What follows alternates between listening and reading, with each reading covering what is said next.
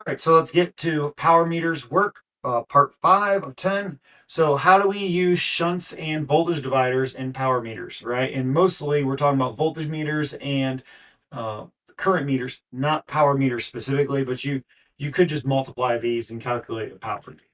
When you use a shunt, you want to make sure that it's appropriately low enough resistance that it never impacts the load, right? And then, respectively, you want to make sure that your voltage divider circuit that you're putting in parallel is not pulling current from the source, right? And the goal is that whenever we measure something, we never want to influence the circuit that we're measuring, okay?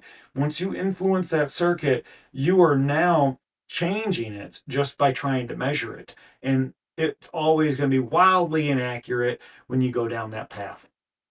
All right, so the current shunt is installed as an extremely low resistance in series with a measurable current, which is what we're trying to measure, and not influence, right? You do not want to burden and sag the current of the circuit by applying a series resistor that's too high. Okay. That load is if it's got a lot of current, that load is already very low resistance, as seen by the source.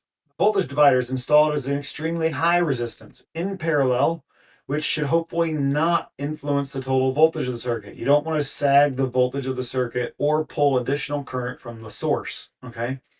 That would be burdening the circuit. So these two combined allow us to measure a small scaled down voltage. Remember, the this is an extremely small. This shunt right here is an extremely small resistance, and we pass a large current through it, and we get millivolts across the output.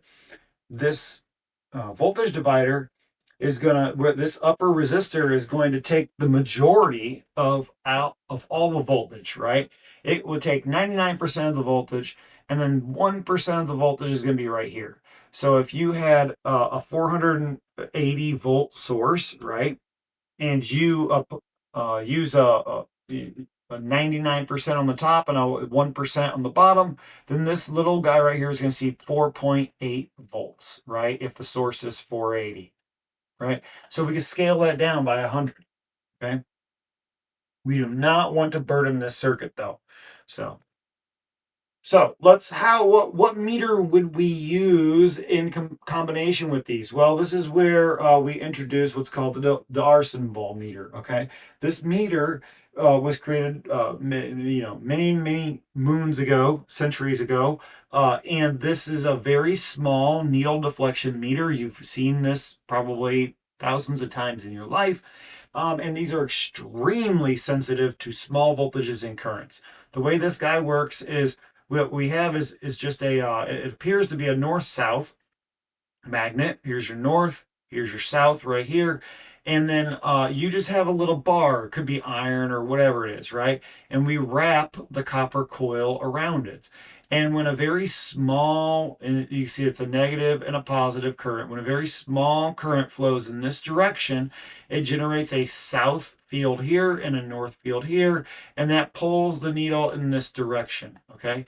And it is extremely small. This spring is very, very loose, and so a very small amount of current will cause full scale deflection. Okay, so we do not want to burn up these meters.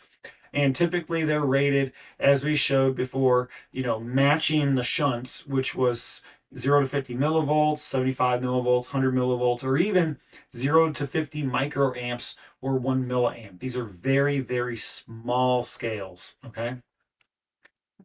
And that scale would be, 0 amps here and then 1 milliamp here, okay? But the beautiful thing is that we can just change and we can just rip this out of here, right? Redo all the circuitry and then just change this from 0 ohms or whatever, 0 volts to 1,000 volts.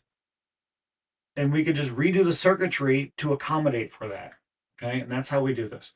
So these meters, because if you look at the poles, right, north and south, these meters are polarity sensitive. So if you ever use these with like a Simpson meter or something like that. They were polarity sensitive, and we install a diode or a rectifier in series with the current to make sure that they only get DC, and that way it meters properly. Okay, because AC does go back and forth, and we only want the positive portion. Like I said, this printed scale is only paper, and it can be modified. We can change it out, so that way that full scale deflection is whatever we want.